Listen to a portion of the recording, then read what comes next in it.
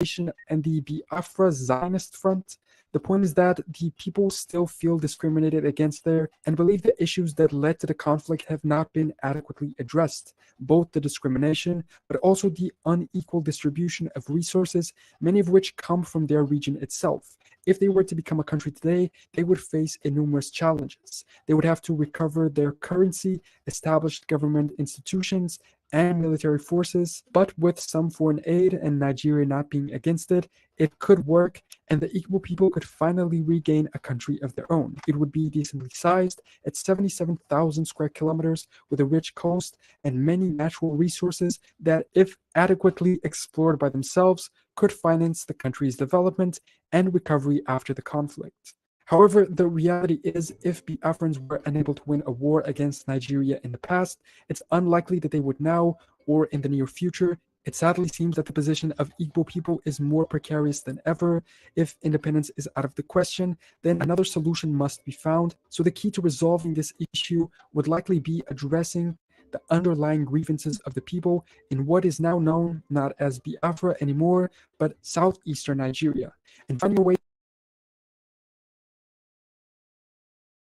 Was it love or the great passion for Nigeria or Africa or Black people in general that moved the British government to join the two protectorates? Let us not be naive. The British do not make such decisions out of sentiments. It was money. The British amalgamated Nigeria basically due to economic reasons. They knew that Nigerians are different people, and that as soon as they packed their bags and returned to Europe, the country would descend into chaos. But they joined the two protectorates together nonetheless. Everything Lord Lugard did was in the interest of the crown. Remember, Nigeria was not independent at the time and had no say in the issue. So how did money cause the amalgamation? The Southern Protectorate was economically buoyant and so generated more than enough revenue for the development of its territory. This was due to the fact that the people produced enough food, spices, palm oil, and other agricultural products like cotton and sugarcane in abundance, and this was further boosted due to the closeness to the sea. The Northern Protectorate, on the other hand, did not generate enough. In fact, if the Northern Protectorate continued to stand alone, the British government would not have a choice but to use their money earned from their ventures in other lands and registered into the British Commonwealth to sustain the Northern Territory. Frederick Lugard sought to avoid that, and so devised the idea of taking the surplus from the Southern Protectorate and using that money to offset the deficit of the Northern Protectorate. But how could that be done without raising technical and administrative issues or even starting civil war? The answer was a clever word: amalgamation. With the amalgamation of Nigeria came a single vast territory which produced tin, animal skins, coal, cotton, cocoa, palm oil, and so many other resources, all for export in huge quantities to Britain. They even had seaports in several locations. Amalgamation made Nigeria a gold mine for the British, a truly profitable venture indeed. This visionary leadership brought high praise for Lord Frederick Lugard at the Queen's Court in England, but has raised a lot of boiling issues today. At this point, you must be wondering about the effects of the amalgamation of Nigeria.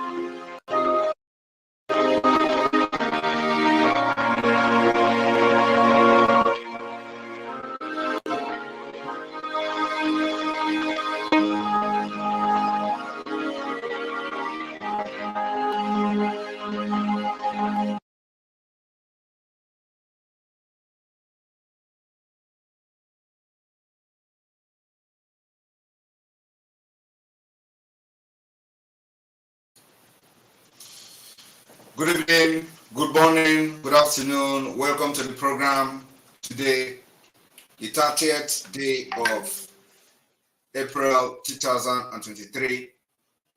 Another day, question and answer. But of course, today we are going to transit from this question and answer to our normal exposition. Because the month of May is very important in this liberation, as we are transiting from this particular question and answer that we have conducted for many days to the normal broadcast and the normal exposition. We are going to do little exposition today, little analysis, not exposition, before we go into the question and answer. So those of you in Europe, welcome to the month of May. Congratulations that you made it to this month of May. And those of you in Africa waiting for a few hours to enter the month of May, we also wish you a happy May Day. Today we are going to celebrate in various countries in Europe. We're going to celebrate our May Day in Finland, and it is a holiday for us. I want everybody to understand that what we are doing is legitimate. We are fighting for the freedom of our country, at the same time defending our land against terrorists and against state-sponsored terrorism. I want you to understand that the annihilation of Igbo tribe and Biafra people from Nigeria is an age-long plan, and they are just executing them now because they have been able to achieve 80% of that plan. Today, your businesses has been destroyed in Lagos. We call for civil disobedience to counter the burning of the market in Lagos. Now, they are now legitimately destroying your houses, your homes in Lagos. Legitimately means that they went to court and got court injunction and decision to destroy your property and demolish them. It is happening right before your very own eyes.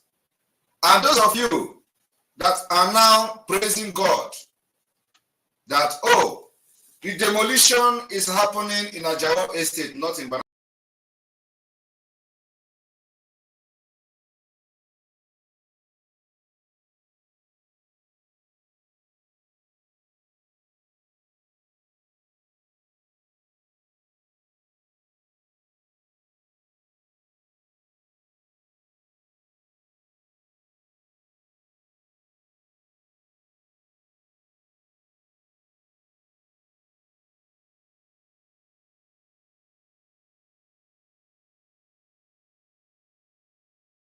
Market because we are going to crash the economy.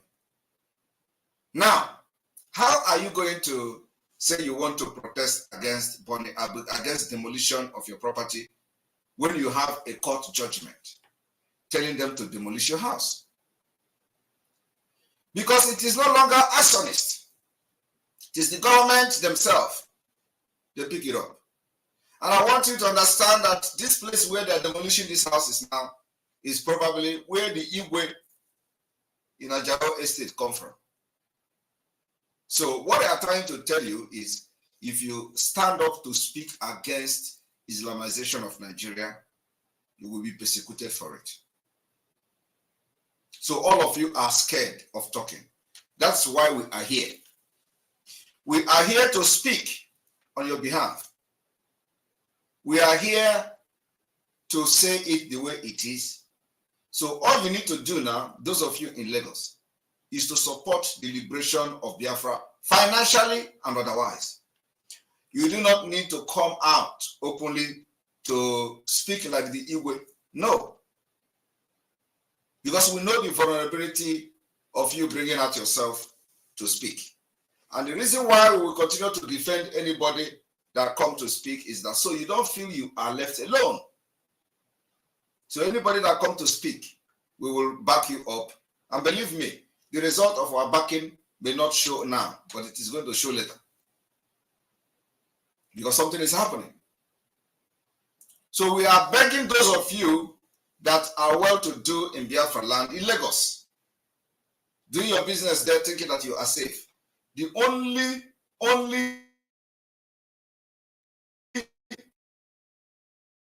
hope have is in Biafra. So all you need to do now is to support this movement with your finance, with your prayers, with everything you got, because it is the hope you have. You know, I was telling you people before, and Onyendu said it, they are going to come after destroying your businesses, they will go to your homes. They're going to destroy it. This is not the first time they are doing it. So what I'm trying to tell you this evening is that when you see people crying like this, Hey, my sister, good morning. Oh, good morning. See, they have demolished my house. I was in the hospital. They just called me that they have started demolishing our house. They are demolishing the whole street. Oh, they just come and started demolishing. See, they are demolishing everywhere. They are demolishing. Oh, Jesus. Jesus, I could not bring out my property. I could not bring out my documents. They are demolishing everywhere. See. They are demolishing everywhere. Oh, the whole building, the whole house, they are demolishing. Oh, Rossville, Atajawo Estate. Rossville, Atajawo Estate. Oh, they are demolishing everywhere. Rossville Street, Atajawo Estate. See them. Oh, they came with 2 caterpillars. See them. Demolishing everywhere. you know, the woman that you hear her crying today, if you told her 2 weeks ago that she will cry today, and that her property, probably they have labored for all their life, including all their marriage, to build this house. You know how much it costs to put a house like this in Nigeria? If you told her and her family to support Biafra, because you hear her voice, you know that is an Igbo woman. If you told her to support Biafra, that this house will be demolished by the state government because of the Islamization of Nigeria, and they have taken over Lagos, she will never believe you. She will call you miscreant. If she know that you follow Mazi Nnamdi Kanu, she will call you a useless person. But today, she is crying.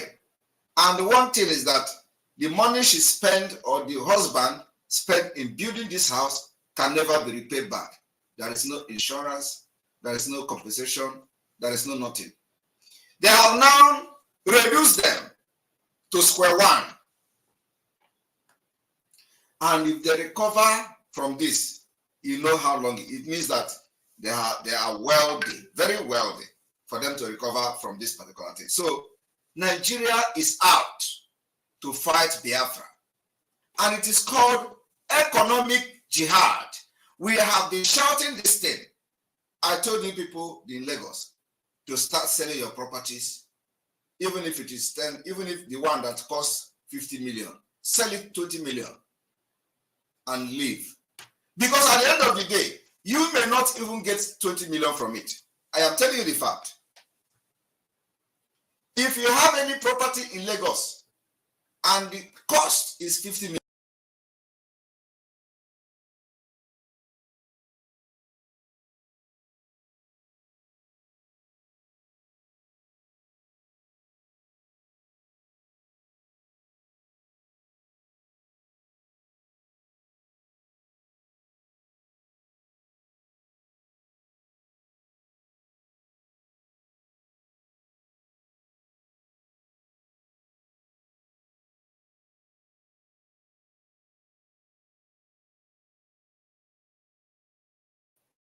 the problem is, are they going to give you a license for aeroplane to be landing in that airport? I want you to understand that Omahi launched and have opened Ebonyi State Airport. It is not opening Ebonyi State Airport that's the problem.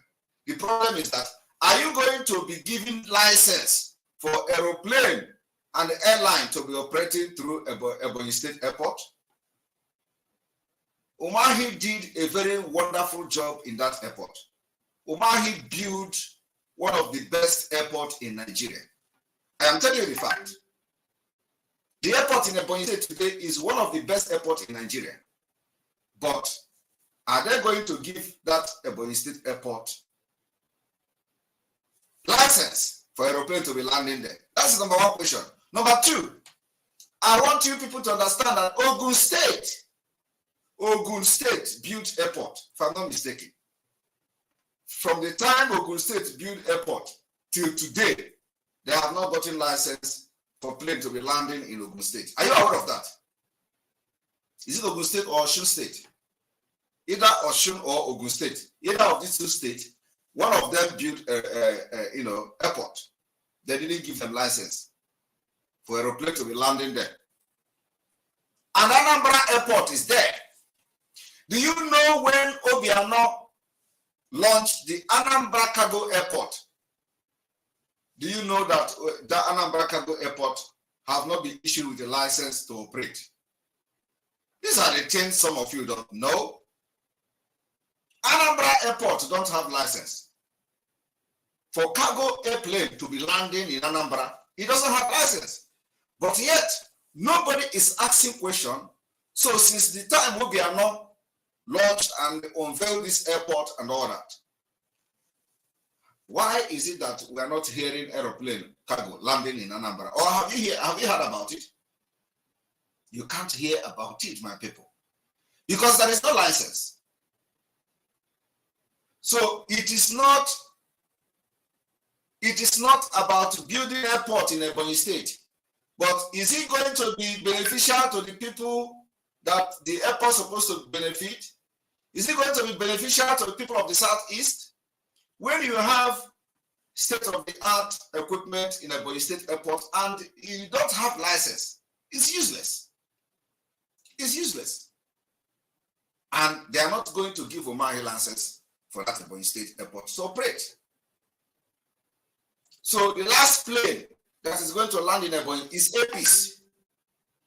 APIS will use it to do advertisement, and that's the end. So what I'm trying to say is that this woman that is crying today, if you tell this woman that her house will be demolished today, she will never believe it. If you tell this woman to sit at home to punish the Lagos state government, she will not do it. But look at now, she did not sit at home. Her building has been demolished. She did not protest. Her building has been demolished. And yet, other people in Lekki Phase 1, Lekki Phase 2, will be watching this video and they say, it is not our business. This is in Ajao Estate. Don't worry. The same thing in the Ajao Estate people said, where other houses were being demolished in Lagos, today it is their turn. And this house is gone and gone for good. I could not bring out anything from my sister. Good morning, good morning. See, they have demolished my house. I was in the hospital. They just called me that they have started demolishing our house. They are demolishing the whole street. Oh, they just come and started demolishing. They are demolishing everywhere. They are demolishing. Oh, Jesus. Jesus, I could not bring out my property. I could not bring out my documents. They are demolishing everywhere. See. They are demolishing everywhere. Oh, the whole building, the whole house, they are demolishing. Oh, Rossville, Atajao Estate. Rossville, Atajao Estate. Oh, they are demolishing everywhere. Rossville Street, Atajao Estate. See them. They came with 2 caterpillars. See them. Demolishing everywhere. I could not bring out anything from my house. Oh. If you are watching from Twitter, we ask you to join us on Enter Biafra, as we are going to stop the Twitter, live broadcast.